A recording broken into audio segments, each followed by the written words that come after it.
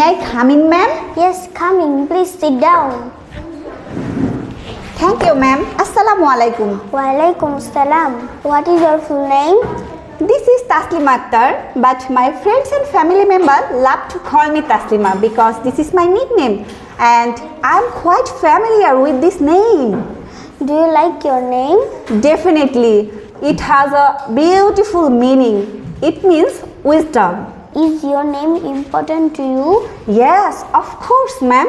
This name represents me to the family, to the society, to the country and to the world. Can I see your ID, please? Sure, ma'am. Here it is. Oh, it's okay. Please take it. Thank you, ma'am. Is it okay, ma'am? Yes, okay.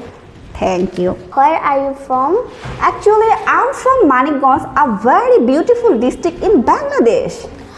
How old are you? I'm currently 28. Do you work or study? Actually, I'm a full-time student. What do you study?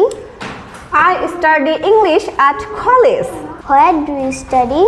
I study at Kids English Club, Manikganj.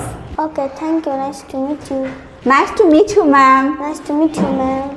Assalamu alaikum, ma'am. Walaikum salam.